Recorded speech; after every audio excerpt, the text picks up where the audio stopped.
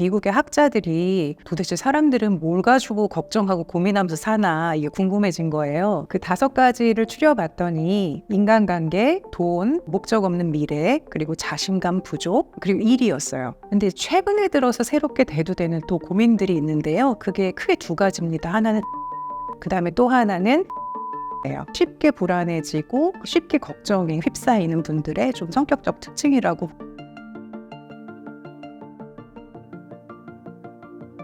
네, 안녕하세요. 저는 심리상담사로 일하고 있고 이번에 걱정이 많아 걱정입니다를 번역한 정신아 상담사입니다. 반갑습니다. 평소에 쓸데없는 걱정이 많은 사람들이 있는데요. 불안이 많은 것도 병이 될 수 있나요? 불안이 많은 것은 병이 될 수 있습니다. 특히 이제 불안이 많을 때 걱정이 되게 많이 일어나는데요. 사실 이 걱정이라고 하는 것은 원래 적응적 기능이 있어요. 그건 뭐냐면 미래의 일을 미리 현재로 땡겨다가 벌어질 수 있는 나쁜 일에 대해서 요모조모 이렇게 다각도로 문제를 따져보는 그런 행위거든요. 그런데 이거 걱정에만 몰두하게 되면 조금 문제가 될 수 있어요. 걱정이라는 것은 현실에서 뒤로 쭉 빠져나와서 계속 세상만 관찰하고 그거에 대해서 머리로만 공부하면서 이제 시간을 보내는 거거든요. 그러다 보니까 이제 적절한 타이밍이나 또 문제 해결의 대처 능력 같은 것들이 떨어질 수가 있게 되는 것이죠. 그래서 이거에 너무 몰두되어 있으시면 뭐랄까 걱정이 있을 때 굉장히 몸도 많이 긴장을 하게 돼요. 그렇게 되면은 이것이 뭐 두통이라든지 불면이라든지 어지러움증 같은 시체 증상까지 동반을 하게 될 수 있습니다. 그래서 가능하면 걱정에서 조금 빠져나오셔가지고 그 현실의 문제에 직접 부닥들여서 그 현실 안으로 들어가서 문제 해결을 하시는 것을 시도해 보시기를 권해드립니다. 상담사님께서 번역하신 책 걱정이 많아 걱정입니다에서 사람들은 크게 5가지 영역의 걱정을 한다고 되어 있는데요. 어떤 내용인가요? 이게 1990년대 이제 미국의 학자들이 도대체 사람들은 뭘 가지고 걱정하고 고민하면서 사나 이게 궁금해진 거예요. 그래서 한 이제 대규모 서베이를 실시를 해가지고 그 걱정들을 주제별로 추려봤더니 대체로 5가지 영역이 있더라는 거죠. 그 5가지를 추려봤더니 인간관계, 돈, 그리고 목적 없는 미래, 그리고 자신감 부족, 그리고 일이었어요. 그래서 예를 들면 일 같은 경우에는 내가 이 일에서 실수를 하지는 않는 걸까?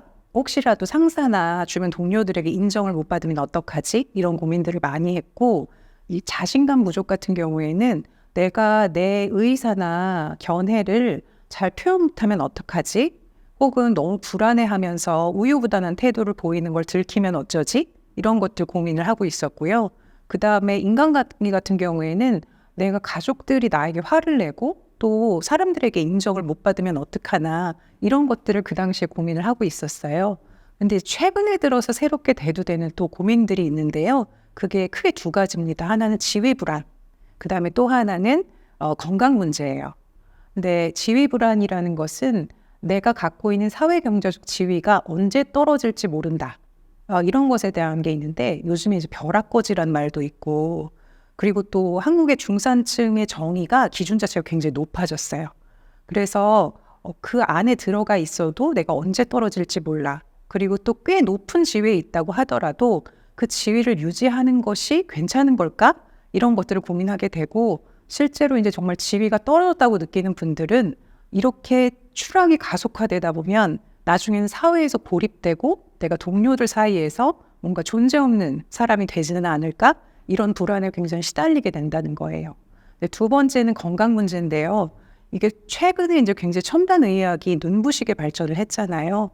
그러다 보니까 굉장히 기대 수명이 높아지고 건강 수준도 높아졌어요. 그렇긴 한데 오래 산다고 해도 우리가 질병과 장애를 가진 채로 오래 살게 된 거예요. 그러다 보니까 유병 인구가 늘다 보니까 당연히 건강에 대한 걱정도 예전에 비해서 많이 증폭됐다고 합니다. 쉽게 불안해하고 걱정이 많은 사람들은 공통적으로 어떤 특징이 있나요? 사실은 연구된 바가 있어요. 4가지 정도 성격적 특성을 이야기하는데요. 뭐니 해도 가장 큰 차이가 있다면 그것은 불확실성에 대한 인내심이 부족하다는 거였어요. 그래서 이분들은 뭔가 확실하지 않고 내가 뭘 잘 모르는 상태, 모호한 상태로 기다리는 동안 굉장히 초조해지고 긴장이 일어납니다. 그래서 요 갭을 메우기 위해서 굉장히 열심히 정보를 찾아요. 그리고 만약에 내가 어떤 거를 발표를 해야 된다거나 뭐 이런 상황 있잖아요. 기다리는 동안 좀 미친 듯이 준비를 하는 거예요. 거의 진이 빠질 정도까지. 그런다든지 또 이게 뭔가 확실하지가 않으니까 자꾸 다른 사람한테 여러 번 확인을 하게 돼요. 상담실에 와서도 나가신 다음에 여러 번 다시 들어오시는 분들이 대체로 이제 이런 불안이나 걱정이 많으신 분들이에요. 그리고 내가 불안이 많다 보니까 대부분 뭔가를 좀 통제하고 싶어 해요. 스스로의 행동도 통제하고 싶어 하지만 내 주변 사람들이 내 계획대로 움직여주지 않으면 굉장히 불안해지기 때문에 사람들을 계속 통제하려 하는 시도를 하게 되죠. 그래서 좀 주변 사람들이 약간 성가셔하기도 하고 좀 불편해하기도 합니다. 그다음에 두 번째는 이분들이 갖고 있는 게 문제가 발생할 가능성을 너무 과대 추정해요. 그러니까 다시 말하면 일어나지 않을 법한 일도 꼭 일어날 것처럼 느끼시거든요. 그러니까 지나치게, 그러니까 예를 들면 먹구름이 낀다. 그러면 벼락이 칠 거라고 생각을 한다든지 비행기를 타면 무조건 추락이다. 이런 식으로 걱정을 하고 준비를 하시는 거예요. 그다음에 또 미래에 대해서도 기본적으로 부정적으로 예상을 하세요. 잘 안 되면 어떡하지? 이런 식으로. 그러다 보니까 어떤 일을 할 때 소극적이 되고 겁먹고 그다음에 뭐 나가려고 할 때 의욕이 좀 잘 꺾이고 이런 편입니다. 그다음에 세 번째 특징은 완벽주의가 있어요. 이분들은 자기에 대한 기대가 굉장히 높고요. 어떤 일을 잘하고 제대로 하고 싶어 해요. 이제 그러다 보니까 혹시라도 일하다가 실수하거나 실패하지 않을까? 그다음에 내가 이 기준이 있는데 그거에 맞춰서 지금 내가 잘하고 있는 걸까? 이렇게 의심하다 보니까 되게 쉽게 불안해지고 그다음에 좀 걱정도 많아지게 되고요. 마지막에는 아주 흥미로운 연구가 있었는데 이게 이제 걱정이 많은 사람들은 문제 해결에 대한 아이디어는 다른 사람만큼 굉장히 좋아요. 답도 잘 내고. 그런데 이분들이 다른 사람과 다른 점이 첫 번째는 그 문제에 대한 자신감이 별로 없어요. 그러니까 밀어붙이는 힘이 없고 그러다 보니까 그 해결책을 어떤 행동으로 실천으로 연결시키는 지점들이 굉장히 약하더라는 거예요. 그래서 이분들 보면 답이 있는데 약간 일을 질질 끌거나 자꾸 일을 미루는 경향이 있었습니다. 네, 그 네 가지 정도가 이제 쉽게 불안해지고 쉽게 걱정에 휩싸이는 분들의 좀 성격적 특징이라고 보여져요. 걱정이 많은 사람들은 선천적인 건가요? 아니면 후천적인 건가요? 심리학에선 항상 그 선천적인 거냐 후천적인 거냐 이 논란이 늘 있어요. 그런데 연구를 해보니까 아직까지는 걱정만 하는 그런 유전자 있잖아요. 그건 아직 발견은 안 됐어요. 다만 불안과 관련해서는 한 26에서 31%가 선천적인 유전자에 영향이 있다고 하고 나머지 70% 정도는 거의 환경, 그다음에 자라면서 내가 겪었던 경험 이런 것과 관련이 있어요. 그러니까 걱정하기라는 것도 타고난 성향이라기보다는 자라는 환경 속에서 내가 그렇게 걱정할 수밖에 없었던 필요가 있었기 때문에 자꾸 학습된 것의 결과라는 거죠.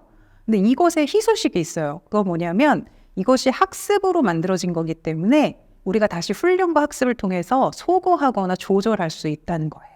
그래서 예를 들면 자라면서 특히 애착이나 그다음에 양육 환경 이런 것도 우리가 이제 걱정 많은 성인으로 자라는데 영향을 준다고 해요. 그래서 예를 들면 이제 자라는 동안 부모님이 좀 부재해서 힘든 고비를 넘길 때 혼자 이걸 겪었어야 된다든지 아니면 너무 통제가 심하거나 엄격하거나 너무 높은 기준을 들이대는 부모가 있었을 때 그런 분들은 훨씬 더 좀 초조하고 불안이 많은 분으로 성장하기 쉽고 그다음에 내가 만약에 집안을 좀 이른 나이에 책임져야 돼. 그런 책임감이 많은 분들도 기본적으로 어떤 힘든 상황에 미리 대비하고 있어야 된다. 그래서 늘 이렇게 걱정이 많으세요. 그다음에 걱정과 관련된 가장 밀접한 어떤 양육 환경은 과보호예요. 과보호라고 하는 거는 아이의 일거수일투족을 다 관리하고 그다음에 아이가 뭔가 맞닥뜨릴 수 있는 그런 장애물 이런 것들을 부모가 직접 나서가지고 다 치워주고 제거해주는 거예요. 그러니까 그 보통 굉장히 성실하고 꼼꼼하신 부모님들 이런 분들이 이제 과보호를 좀 하기가 쉬워요. 그러면 이런 아이들이 자라게 되면은 훨씬 더 문제 해결의 자신감이 떨어지고 더 초조한 성인이 되기 쉬운데요. 호주에서 연구가 있었어요. 그건 뭐냐면 엄마하고 자식하고 한 팀이 돼서 퍼즐 문제를 풀게 했어요. 그렇게 했더니 그 심리적으로 좀 불안하거나 아이를 막 과보하려는 엄마는 아이가 스트레스 받는 거를 못 견디는 거예요. 그래가지고 막 더 많이 참견하고 간섭을 하더라는 거죠. 자, 이렇게 되면 아이는 어떻게 느낄까요? 일단 어떻게 느끼냐면 엄마가 개입을 하네? 이거 되게 위험한 일인가 보다. 되게 어려운 거구나. 이렇게 느껴요. 그래서 위험에 대한 지각이 훨씬 더 증폭돼요. 그리고 이런 경우에는 엄마가 다 해주기 때문에 스스로 문제 해결하는 능력도 많이 떨어지게 되죠. 그리고 똑같은 상황에서 위험이 있으면 더 회피하려고 하는 그런 경향이 있었어요. 그리고 또 재밌는 사실은 이제 내가 계속 불안해하고 있으면 엄마가 나를 위로를 해주러 올 거라는 걸 알기 때문에 계속해서 찡찡거리면서 일을 회피하면서 그냥 불안해하고 있더라는 거예요. 그래서 이런 식으로 말하자면 걱정하기나 불안이 학습되는 것이죠. 그리고 엄마 아빠가 너무 걱정이 많잖아요. 그래서 늘 하소연하고 늘 걱정을 늘어놔요. 그러면 그걸 보고 또 학습을 하게 돼요. 네, 그런 것도 있고 그 다음에 이제 양육 환경 외에도 실제로 어린 시절에 원치 않게 너무 힘든 일들을 연거푸 겪은 경우, 그런 경우, 그러니까 너무 어릴 때 편지풍파가 많았다고 해야 되나? 그런 사람들은 확실히 불안이 많고, 아, 그래, 이 세상은 믿을 게 못 돼. 사람이라는 거는 어떻게 나한테 할지 몰라. 그래서 늘 경계하고 있어야 돼. 그리고 내가 늘 대비가 돼 있어야 돼. 이렇게 생각을 하니까 늘 걱정을 다 알고 있게 됩니다. 네, 그런 후천적인 어떤 요인들이 영향을 주고 있어요. 불안을 덜 느끼도록 키울 수 있는 양육 방법이 있을까요? 가능하면 그 아이가 그 불안을 느낄 때 그것을 대신 처리해 주거나 하지 마시고요. 그 아이가 어느 정도 그 상황에서 실패 그리고 좌절을 경험하고 감내할 수 있도록 옆에서 같이 견뎌주시는 거예요. 만약에 너무 아이가 예민하고 불안이 심하다 그러면 그거를 대신해 주거나 그 환경을 바꿔버리시지 마시고 그냥 스텝 바이 스텝 하나씩 그 다음 거는 이런 걸 해보면 어떨까? 이런 것들을 제안하고 혹은 내가 한번 그것을 해주는 걸 보여준다든지 모델링을 해주는 방식으로 해서 아이가 따라올 수 있게. 그래서 아이가 직접 행동하고 그것을 넘겨보는 그런 실천을 아이 스스로 반드시 해보도록 그렇게 옆에서 그런 분위기를 조성해 주는 것이 훨씬 더 중요하다고 생각이 듭니다. 이번에 번역하신 책 내용 중에서 파국적 사고를 소개하고 있는데요. 파국적 사고란 무엇인가요? 파국적 사고라는 것은 그냥 말 그대로 그러니까 재앙적으로 사고를 하는 거예요. 그러니까 처음에 딱 뭔가 걱정거리가 떠올랐잖아요. 근데 그게 이제 꼬리에 꼬리를 물고 이어지다가 마지막에 이제 파국적 엔딩으로 끝나는 상상을 하는 거예요. 뭐 예를 들면 내가 PT를 했는데 말을 절었어요. 심하게. 그러면 이제 그거를 만약에 팀장님 보고 있었어. 그러면 파국적 사고를 하는 사람들은 나 이제 완전 찍혔다. 내가 이제 아무리 노력해도 나는 눈밖에 났어. 그리고 이번에 승진 기회가 있는데 난 누락될 거야. 이러다가 내가 회사 잘리는 거 아닐까? 그렇게 되면 우리 애들 교육비, 생활비는 어떻게 되는 거지? 거기 또 하다 보면은 내 노후 폭망이다. 약간 이런 식으로. 뭐 내가 좀 두통이 있어. 그러면은 갑자기 이거 혹시 뇌종양 아니야? 그러면서 이거 말기면은 손도 못 쓸 텐데 그러면 나는 어떻게 되고 우리 가족은 어떻게 되는 거지 하면서 머릿속으로 장례식을 한번 치르게 되잖아요. 이런 식으로 뭔가 처음에는 작게 시작했는데 마지막에는 굉장히 파국적으로 끝이 나는 그런 상상들, 이런 것들을 파국적 걱정이라고 얘기를 해요. 근데 이게 보통은 어떤 질문을 시작하면 만약 어떻게 되면 어떡하지? 이렇게 되거든요. 그러다 보면은 이 생각이 계속 꼬리에 꼬리를 물게 되면서 걱정할 게 더 많아져요. 그렇지 않나요? 그리고 더 안 좋은 것은 뭐냐면 이거를 계속 해나가다 보면은 이게 되게 생생해져요. 그래서 현실보다도 이 머릿속의 생각이 훨씬 더 리얼해지거든요. 그래서 이 생각을 믿게 돼요. 얼토당토 하는데 진짜 잘릴 것 같거든요. 그런 느낌이 들어요. 그래서 그거를 보통 내 생각과 내가 융합된다고 해요. 그래서 심리학적 용어로는 그것을 인지융합이라고 얘기를 해요. 그 파국적 걱정은 이런 인지융합이 아주 흔하게 일어나게 됩니다. 근데 이 파국적 걱정을 하는 이유가 있어요. 예를 들면 내가 최악을 상상했는데 만약에 그런 일이 벌어지지 않으면 어떤가요? 더 좋아요. 더 안도감이 들고. 그리고 실제로 걱정하던 일이 벌어지면 약간 내가 미리 실망을 해놨기 때문에 실망도 훨씬 줄어들어요. 그래서 저희 아버지가 축구광이신데요. 저희 아버지는 대한민국하고 일본하고 붙으면 항상 예상을 우리는 대파할 것이다. 이렇게 시작을 하세요. 그래갖고 뭘 해도 잘 못하지 뭐 질 거야 뭐 이런 식으로 해요. 근데 대한민국 이기잖아요. 그럼 이제 난리가 나시는 거예요. 너무 좋아가지고. 그러니까 항상 내가 이제 마지막에 느껴야 될 실망으로부터 나를 지키기 위해서 이런 식으로 먼저 안 좋게 최악을 상상하는 경우도 있고요. 그 다음에 또 최악을 상상하면 약간 어떤 느낌이 드냐면 좀 그래 정신 차려야지. 그리고 이렇게 막 나태해서는 안 돼. 그러면서 자기를 좀 동기를 부여해주는 좀 그런 역할이 있어요. 특히 성실한 분들은 자기한테 약간 협박하는 이런 파국적 사고를 진짜 많이 써요. 그러면 자기가 이렇게 경계심을 유지하면서 풀어지지 않을 수 있거든요. 근데 파국화는 가끔 쓰면 좋은데요. 오래 쓰게 되면 이게 자꾸 안에서 에너지나 활력이 꺾여요. 그리고 자꾸 소극적이 되고 겁을 먹게 되는 그런 단점이 있죠. 걱정이 많은 사람들이 걱정을 덜 할 수 있는 방법은 어떤 게 있을까요? 사실 저가 걱정이 많아요. 그래서 되게 여러 가지를 쓰는데요. 두 트랙을 이용하는데요. 하나는 신체, 그 다음에 또 하나는 인지입니다. 신체부터 말씀을 드릴게요. 일단 우리가 걱정하게 되면 머릿속에 좀 위험한 상상들을 갖고 있게 돼요. 잘 안 되면 어쩌지? 이런 생각들.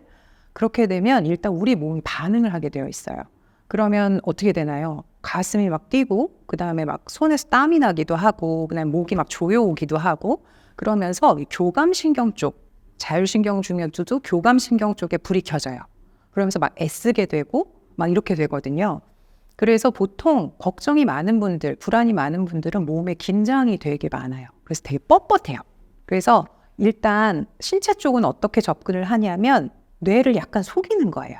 이 사람이 많이 긴장돼 있으면 아니야. 지금 너는 안전하고 편안해. 이렇게 느낄 수 있도록 몸에다가 안전을 조성해 주는 거예요.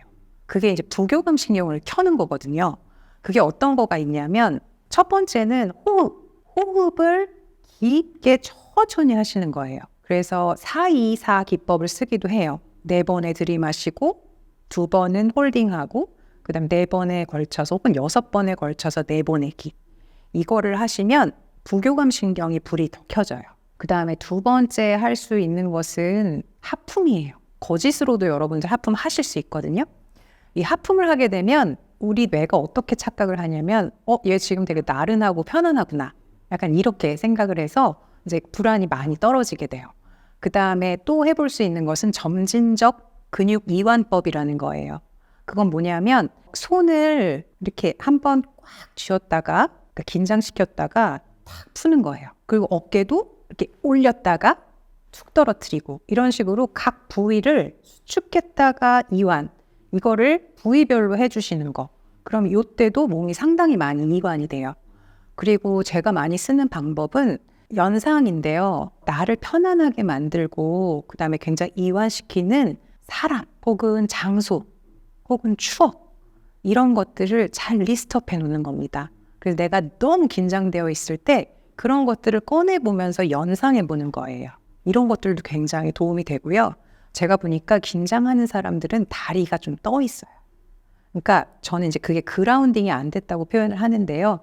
발바닥을 딱 이 현실에다가 딱 딛고 있질 않고요. 대체로 생각으로 다 가 있거든요. 그러다 보니까 이 발 쪽이 힘이 빠지고 에너지가 다 상체로 뻗쳐 있어요.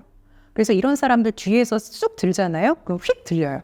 그래서 만약에 내가 불안이 많다 하면 이 발을 바닥에다가 딱 딛고 그 밑에서 뿌리가 이렇게 나온다는 상상을 해보시면 이렇게 몸도 직립이 되고 그 다음에 하체가 단단하게 이 현실에 이렇게 딱 뿌리 박는 그런 경험을 하시게 될 거예요.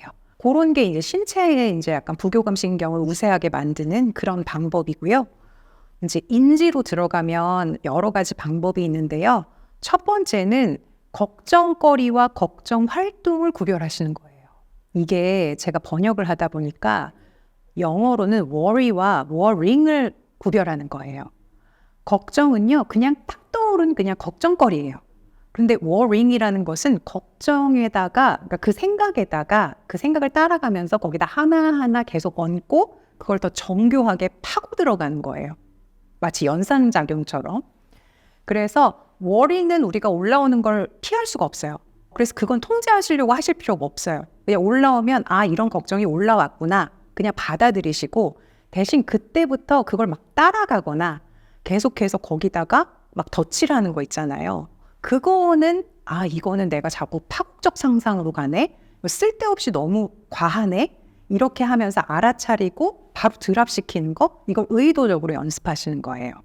그 다음에 두 번째는 그 걱정을 많이 하시는 분들은 이제 분량이 많아요. 걱정의 분량이. 그러니까 얘한테 경계 설정해 주는 거예요. 그게 어떤 거냐면 저는 이렇게 생각해요. 걱정이라는 게 약간 배변 훈련이 안 된 강아지 같은 거예요. 그래서 우리 머릿속에 시도 때도 없이 올라와서 똥 싸는 거랑 비슷하거든요. 그러면 만약에 강아지가 배변 훈련이 안 돼 있으면 어떻게 하세요? 소파에다 똥 싸면 안 돼! 이렇게 명령하나요? 그렇게 안 하죠. 너는 몇 시에 여기서 싸는 거야 하고 이 아이를 유도해가지고 정해주잖아요. 똑같아요. 걱정도 이렇게 늘 시도 때도 없이 올라올 때 우리가 해줄 수 있는 거는 뇌에 걱정 운영 원칙을 부여하는 거예요.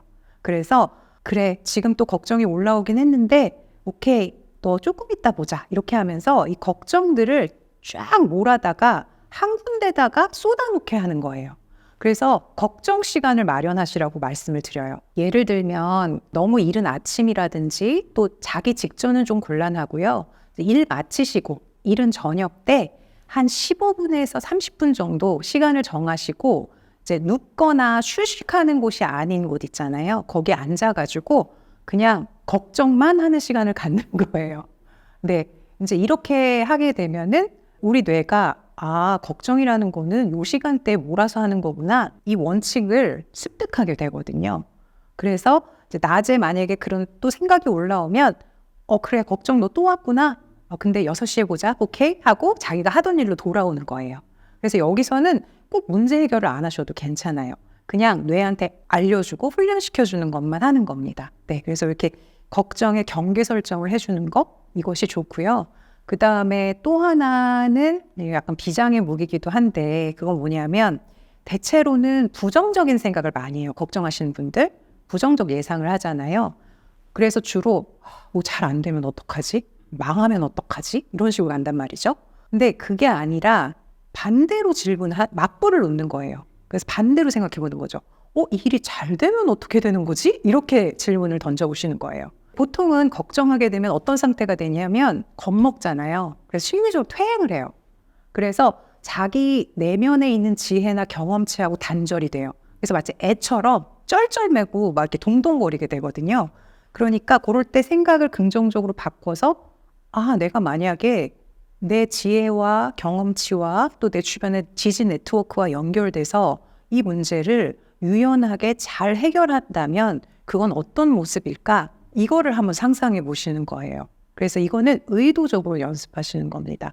그리고 나는 그런 적이 없어서 떠올려지지가 않아. 그러면 그런 걸 잘하시는 멘토나 내 친구나 스승이 있으면 그분들은 이걸 어떻게 해결할 것 같은지 이것을 상상해 보시는 것도 도움이 됩니다.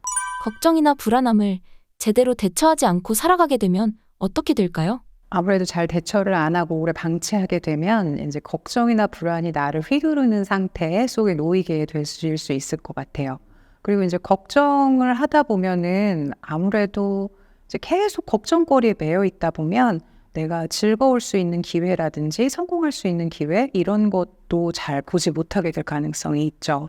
아무래도 두려움이 많아지면은 더 많이 회피를 선택하게 되거든요. 그렇게 되면 자꾸 이제 불편할 때마다 피하게 되고 그러면 경험할 수 있는 삶의 영역이 많이 축소가 돼요. 이제 그런 좀 어려움이 있을 수 있고 그 다음에 이게 걱정이라는 게 어떻게 보면 먹구름 속에 계속 노출되는 상태거든요.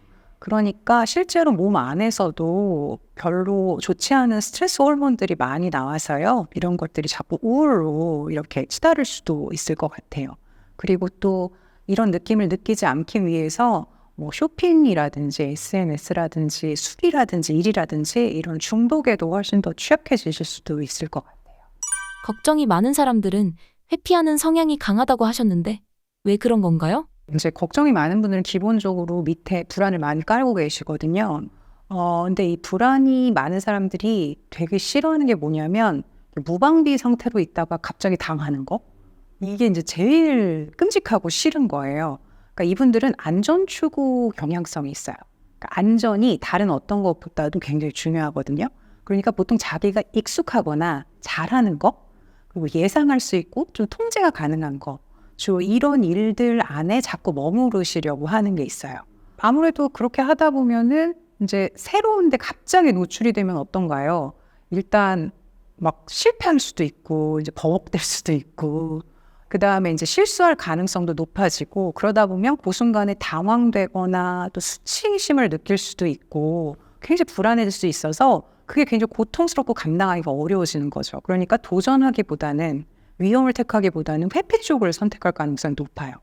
그리고 아까 말씀드린 것처럼 기본적으로 모든 거에서 위험을 많이 보고 그다음 미래를 더 부정적으로 이제 예측을 하기 때문에 이런 분들은 아무래도 미리 기가 죽어 있다고 해야 되나?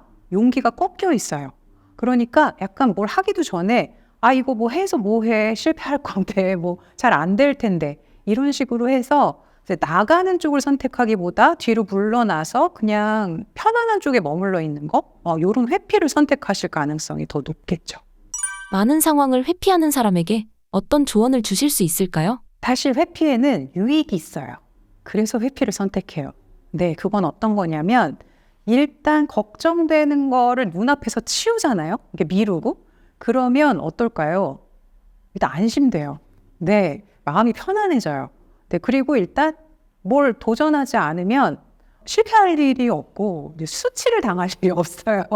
네, 그러니까 자기 명예도 좀 지킬 수가 있고 훨씬 더 안전하죠.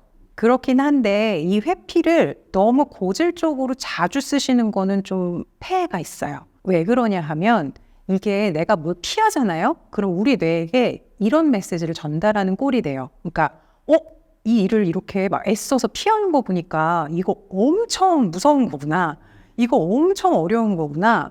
그래서 다음번에는 이런 비슷한 게 오면은 내가 더 조심하고 더 경계하고 더 두려워해야지. 이런 메시지를 주는 거예요, 우리가.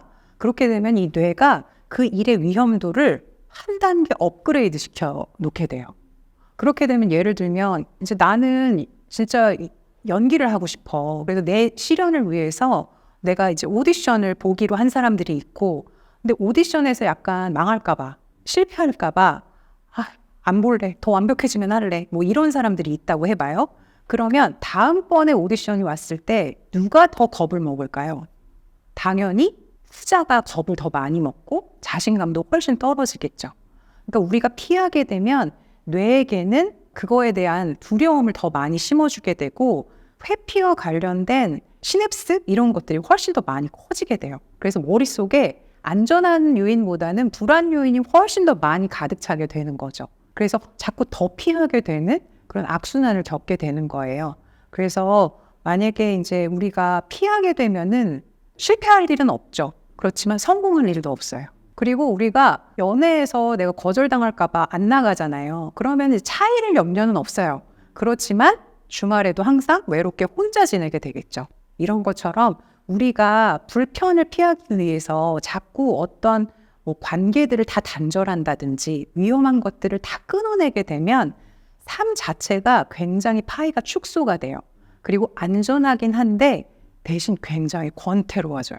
그런 것들은 결과적으로는 우리에게는 좋지 않습니다. 우리는 피하려고 이 세상에 온 게 아니라 경험하기 위해서 이 세상에 온 존재들이잖아요. 그러니까 불안이 있더라도 그걸 가진 채로 내가 중요하게 생각하는 가치, 중요하게 생각하는 목표를 향해서 용기를 내서 한 걸음 나아가 보는 거, 이것을 권해드리고 싶습니다. 걱정이 많은 게 정신적, 육체적 건강에 어떤 부정적 영향을 미칠까요? 공포 영화를 보면 우리가 어떻게 되나요? 일단 몸이 막 움찔움찔하고 식은땀이 나고 그 다음에 몸이 다 이렇게 쪼그라들고 그 다음에 막 소리 지르게 되고 이렇잖아요.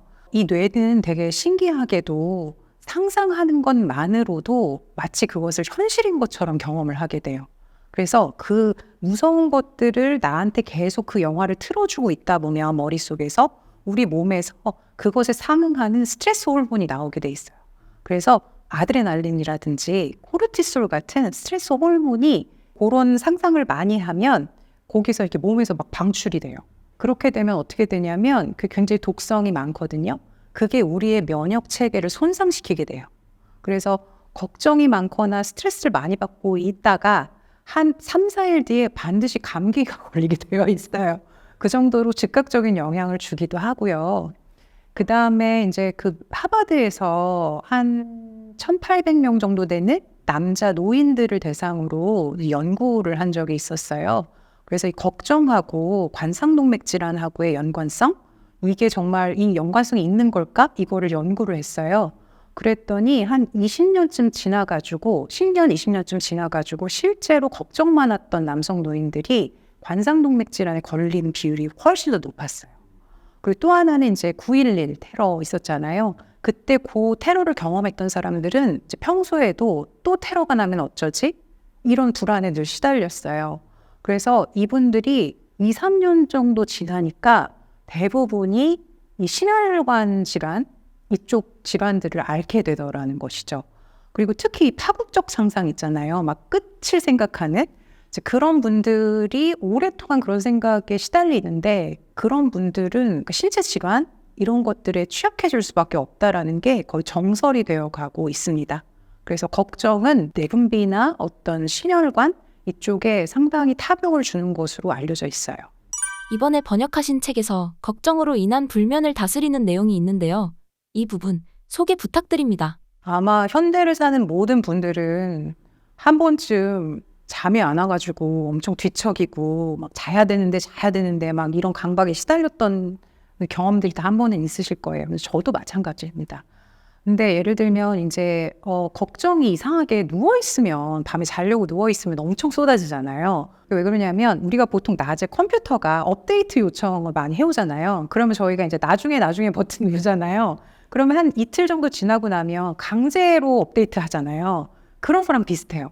낮에 내가 너무 바빠가지고 이제 이 뇌가 미처 처리를 못한 걱정거리들이 있잖아요. 그러면 그게 이제 밤 돼갖고 조용해지면 그때 강제로 업데이트 하듯이 우리 뇌가 다 올려보내는 거예요. 그래서 막 목소리를 높여서 막 이것도 처리해야 된다고 저것도 처리해야 된다 이렇게 하는 상황이랑 비슷해요.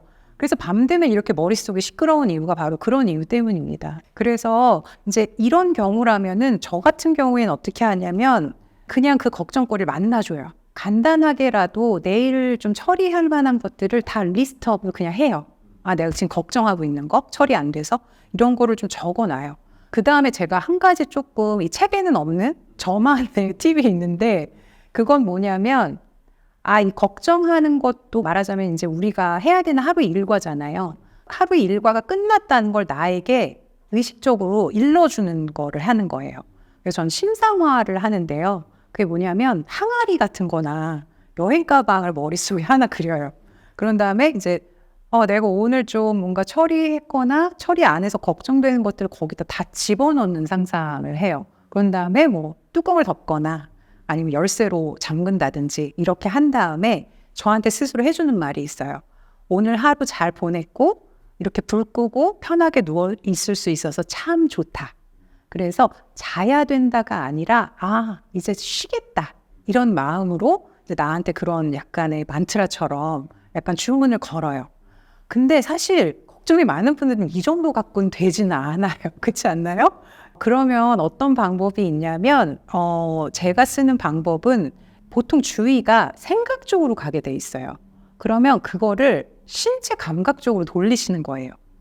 그러니까 저는 이걸 어떻게 표현하냐면 뇌에다가 새로운 객검을 던져준다 이렇게 생각을 하는데 뇌는 한 번에 한 개밖에 생각을 못 하거든요. 그래서 생각 쪽에다가 객검을 주지 마시고 내 신체 감각 쪽을 던져주는 거예요. 그래서 제가 많이 쓰는 것은 일단 호흡을 가만히 지켜봐요. 들고 날 때 여기로 이렇게 오가는 그 숨 이런 것들을 되게 천천히 느껴보고요. 아니면 그 베개 쪽의 감촉 같은 거를 좀 천천히 느껴보기도 하고 배 오르락 내리락 숨 쉴 때 할 때 그런 것들도 따라가면서 이렇게 관찰을 합니다. 그런 방법이 있고 진짜 많이 쓰고 내담자분들께 권하는 건 바디 스캔 명상이에요. 누워서 하는 명상인데요. 이제 머리 끝에서부터 발끝까지 구석구석 다 스캔을 하면서 주위를 찬찬히 거기 몸 구석구석에 두시는 거예요. 그래서 그거를 가이드를 따라가다 보면 이제 코를 골면서 막 자고 있어요. 왜 그러냐면 잠이라는 것은 내가 자고 싶다고 자지고 자기 싫다고 안 자지는 게 아니에요. 그 조건이 마련돼야만 잠이 오거든요. 근데 그 조건을 결정하는데 제가 볼 때는 자율신경이에요. 그 중에서도 부교감신경. 근데 이렇게 몸을 쭉 훑다 보면은 이게 어느새 되게 이완이 되면서 부교감신경이 활성화돼요. 그래서 잠이 스르르 오게 되어 있어요. 자, 이거를 했는데도 또 잠이 안 와.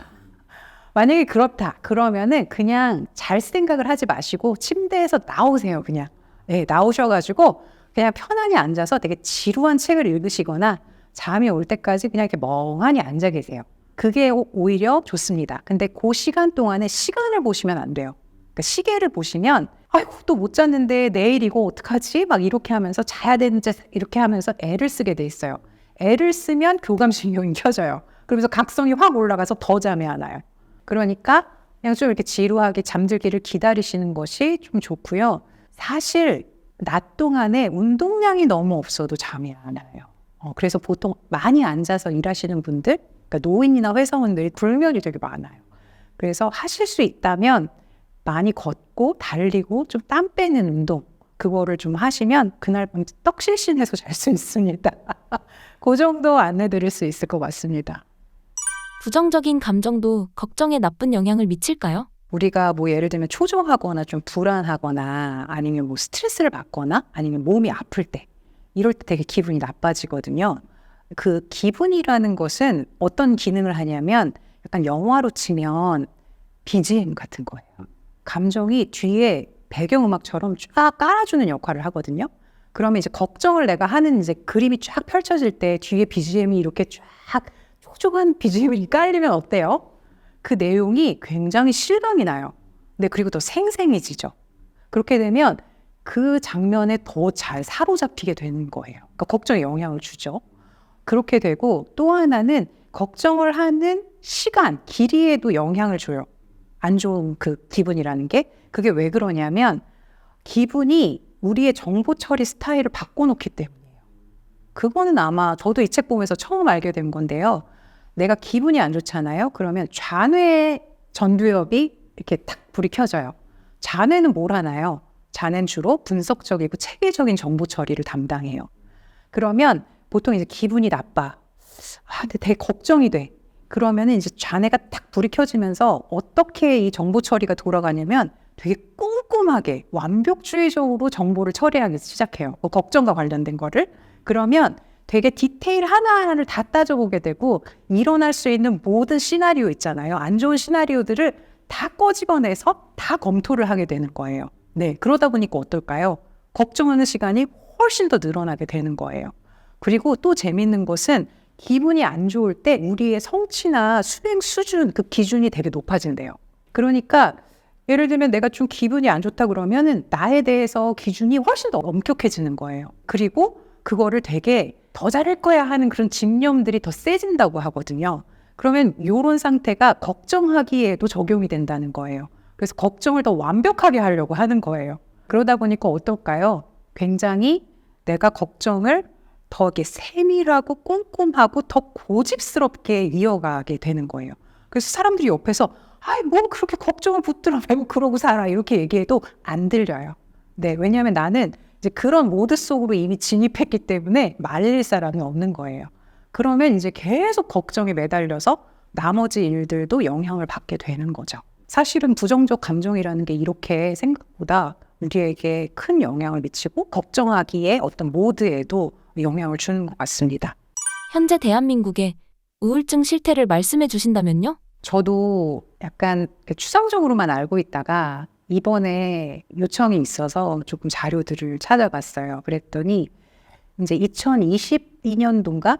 그때 약간 우울감을 앓고 있거나 우울증으로 고생하시는 분들이 100만 인구가 됐어요. 그러니까 굉장히 폭발적으로 늘어났고요. 그게 이제 코로나를 거치면서 전 세계적으로나 또 우리 한국에서도 굉장히 많이 증가세를 보였던 것 같습니다. 유병률 같은 경우 이제 10명 중에 4명 정도는 지금 우울증을 앓고 있는데 미국은 10명 중에 2명 정도라고 하더라고요.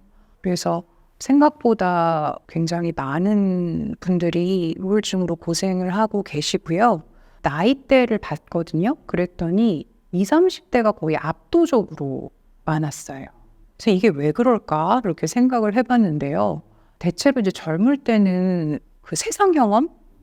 그런 것들이 조금 나이 드신 분에 비해서는 적잖아요, 경험치가. 그러다 보니까 이제 그 일들을 겪으면서 사실 사람이 정서적 맷집이라는 게 생기잖아요. 근데 아직 경험치가 작기 때문에 정서적 맷집도 좀 상대적으로 덜 할 수 있겠다.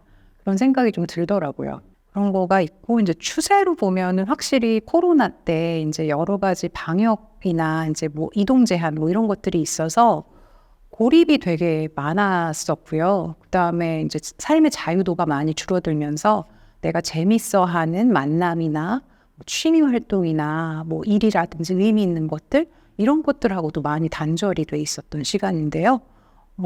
제가 본 책에 의하면 우울증은 생리적 취약성 때문에 발생할 수도 있지만 사회적으로는 단절이 심해질 때 그때 우울이 굉장히 많아진다고 하거든요.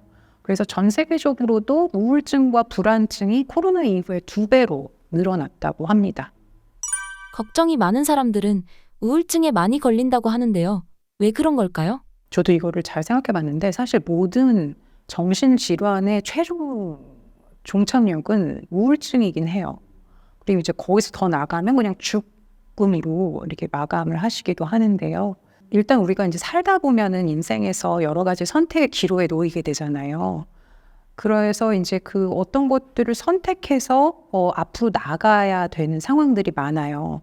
그런데 걱정과 이제 불안이 많으신 분들은 이제 이런 선택 앞에 있을 때 굉장히 내적으로 갈등이 많아져요. 이거를 선택해야 되나? 또 이거 생각하니 또 이거 해야 될 것 같고, 그래서 이제 갈등이 많아지면서 결정을 자꾸 미루게 되고 그 기로 앞에서 어디를 딱 정해서 나가질 못하고 거기서 계속 서성이거나 맴돌게 되는 경우가 많아요. 근데 그냥 있을 때 편안히 있으면 되는데 그러지도 않아요. 계속 초제하고 그걸 계속 신경 쓰고 그거에 되게 곤두서 있는 채로 계속 이럴까 저럴까 이렇게 계속 갈등을 일으키는 거예요. 이게 어떤 상황이냐면 엑셀과 브레이크를 동시에 밟고 있는 상황이라고 보시면 돼요. 이걸 해야 될 것 같은데 근데 또 무서워서 못하겠어. 그러니까 이렇게 2개를 밟고 있으면 차가 어떻게 되나요? 완전히 엔진이 나가버리잖아요. 그런 거랑 비슷하다고 보시면 돼요. 그러니까 해야 될 것 같은데 겁나서 못하겠어. 해야 될 것 같은데 이런 거 걱정되는데 좀 더 고민해볼까? 뭐 이렇게 되잖아요. 그러면서 계속 2개를 밟은 채로 이렇게 나가다 보면 이제 완전히 사람이 그 걱정거리에 다 에너지가 소진이 돼가지고 지쳐 빠지는 거예요. 그래서 진이 빠져가지고 나중에는 그냥 이렇게 사람이 쾌해지고 기운이 없는 상태, 활력이 없는 상태가 되기도 해요. 그리고 또 일단 생각이 많아지고 이 정신활동이 이렇게 막 너무 활성화가 되면 잠이 안 와요. 근데 아시겠지만 우울하고 직결되는 게 이제 수면 리듬이 깨지는 거거든요. 수면이 깨지는 건 모든 질환을 일으킬 수 있는 전조 증상이 될 수 있어요. 그래서 생각하느라고 잠을 못 자게 되면 어떻죠? 엄청 피로해요. 일들도 막 실수가 많아지고 그냥 관계에서도 뭔가 기운이 안 나가지고 뭔가 이렇게 사람하고 딱 마주치고 있어야 되는데 이제 그럴 힘이 버티고 있을 힘도 없고 막 이렇게 되는 거죠. 그렇게 되면 이제 약간 우울 증상하고 비슷해지기 시작해요. 그래서 이제 걱정이 많은 분들, 불안이 많은 분들은 그걸 그냥 방치하고 약을 안 드신다거나 뭐 이렇게 되면은 나중에는 한 50% 정도가 거의 우울로 간다고 이렇게 얘기가 되고 있어요. 이번에 번역하신 책에서 삶의 불확실성을 받아들이는 연습에 대해 다루고 있는데요. 해당 부분 소개 부탁드립니다. 걱정이 많은 분들 또 불안이 많은 분들 저도 포함이 됩니다. 네.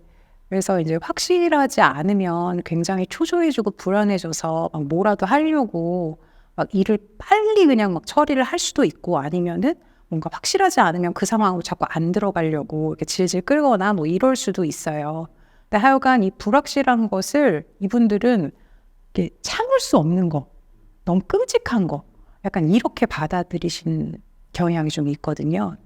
근데 가만히 생각해보면 우리는 당장 5분 뒤를 알 수가 없어요. 그리고 정말로 미래에 무슨 일이 벌어질지 알 수 없어요. 근데 이분들이 이거를 왜 이렇게 두려워하나를 저도 곰곰이 생각해 봤거든요. 그랬더니 이분들은 자기가 생각하는 미래가 있는 거예요.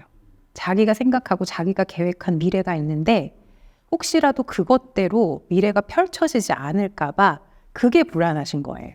그렇지만 내가 원하는 삶의 결과라는 게 있긴 해도 사실 그것을 이루기 위해서 그것을 결정하는 것이 내 요인만 있는 건 아니잖아요.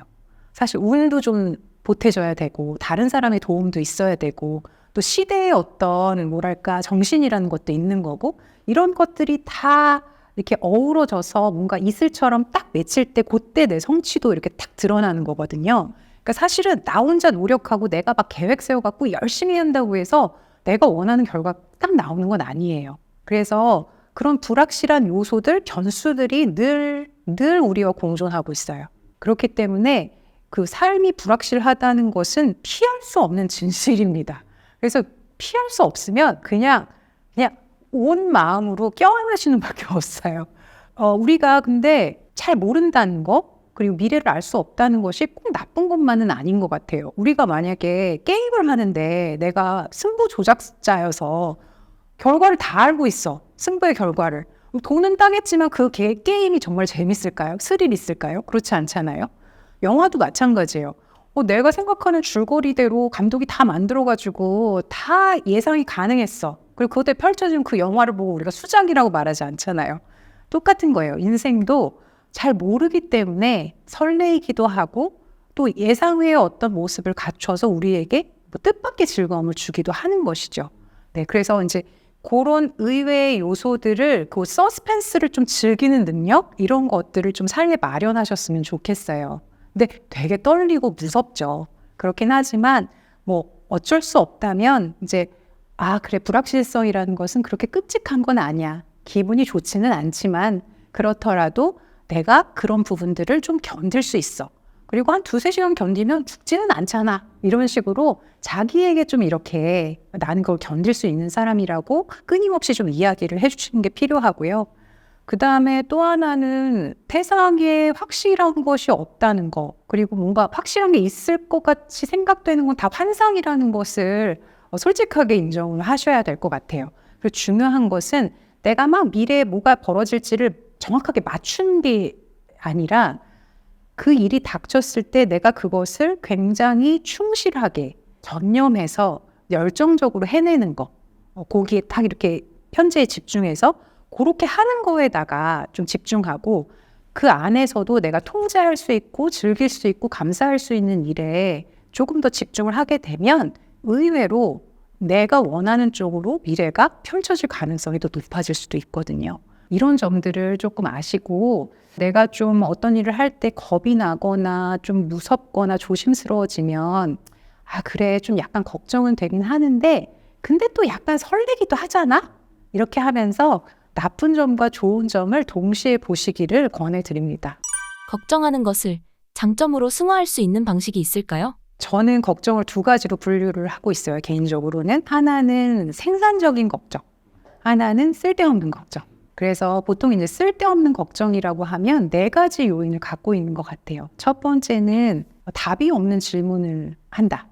그 다음에 2번째는 꼬리를 물 수 있는 그런 질문을 한다. 그런 걸 걱정한다. 그 다음에 3번째는 완벽하지 않으면 해결책으로 받아들이지 않는다. 그리고 불안이 없어질 때까지 계속 고민한다. 이런 거는 약간 쓸데없는 걱정인 것 같아요. 근데 반대로 생산적인 걱정은 어떤 요소를 갖고 있냐면 답이 있는 질문을 하는 거예요. 내가 이거에 대해서 할 일이 뭐지? 라고 했을 때 있나? 그랬을 때 yes라는 답이 나오면 그거는 생산적인 걱정이에요. 그리고 2번째는 한 가지에 포커스를 둬요. 여러 개를 막 이렇게 막 퍼뜨리지 않고 한 가지에 포커스를 둔다. 그 다음 3번째는 내가 통제할 수 있는 것과 통제할 수 없는 걱정을 분류한다. 그리고 완벽하지 않은 해결책이더라도 받아들인다. 이게 생산적인 걱정을 구성하는 요인인 것 같아요. 그래서 이 걱정을 이제 이렇게 막 이렇게 산만하게 막 이렇게 흐트러져 있지 않게 이렇게 뭔가 생산적인 걸로 끌고 가기 위해서는 일단 걱정을 통제할 수 있는 방향으로 가져가야 돼요. 그 방법 중에 하나가 뭐냐면 걱정거리들을 분류하시는 거예요. 분류하고 범주화하는 거. 그래서 이 책에서 그 소개하는 것은 3가지로 범주화하라고 해요. 첫 번째는 중요하지 않은 일. 그러니까 이게 내 목표나 가치에 부합하지 않는 것. 두 번째는 중요하면서도 내가 통제할 수 있는 일. 그 다음에 3번째는 중요하지만 내가 통제할 수 없는 일. 이렇게 나누시는 거예요. 그래서 여러분들이 골라야 되는 것은 중요하면서도 내가 통제할 수 있는 일. 이거를 선택하시는 거예요. 그럼 이제 한 가지에 딱 포커스가 맞춰지잖아요. 그럼 그 다음에 뭐 해야 될까요? 질문을 하셔야 돼요. 보통 걱정 많은 사람들은 이런 걱정인데 어떡하지? 이렇게 되거든요. 그리고 발만 막 동동 굴러요. 그리고 막 이제 신나는 생각들만 많이 하고 막 이렇게 하는데 그게 아니라 질문 전환하시는 거예요. 이런 걱정거리가 있고 이런 좀 어려운 상황이 있는데 이 상황에서 지금 내가 할 수 있는 가장 작은 일이 뭐지? 이렇게 질문을 전환하시는 거예요. 그래서 걱정이라는 것은 이렇게 멀리서 보면 굉장히 거대한 괴물같이 보여요. 그래서 되게 무섭고 막 가까이 가면 막 큰일 날 것 같은 그런 두려움을 주거든요. 그런데 이게 알고 보면 깡통 괴물이에요. 그러니까 그냥 깡통들 그냥 엮어놓은 거랑 비슷해요. 그래서 가까이 보면 모든 문제라는 것은 구조를 가지고 있고 그 구조는 여러 가지 작은 구성 요소들로 이루어져 있어요. 그래서 여러분들의 걱정거리를 이렇게 하나로 구체화했잖아요. 그럼 구체화된 것을 스텝들로 작은 스텝들로 나누는 거예요. 그래서 한입거리 실천거리로 다 나누시는 겁니다. 목표가 크면은 우리가 엄두가 안 나요. 근데 습관이 그게 안 돼 있기 때문에 안 되는구나 뭐 이런 쪽으로 가기 쉬운데 진짜 유치할 정도로 작게 한입거리로 실천 방식을 쪼개시는 거예요. 계획을. 그렇게 하시면 훨씬 더 매니저블하고 좀 만만해질 수 있어요. 그러면서 그걸 넘게 되면 좀 자신감도 생기게 되고 그 다음 조금 큰 거를 좀 생각해 볼 수 있는 그런 공간이 더 생기게 될 것 같습니다. 그래서 제가 말씀드리는 것은 생산적인 걱정으로 전환하기 위해서 가장 필요한 질문은 아까 얘기한 것처럼 지금 이 상황에서 내가 할 수 있는 가장 작은 일은 뭘까? 이거를 스스로에게 자동적으로 질문해 보시는 거. 이것이 필요할 것 같습니다.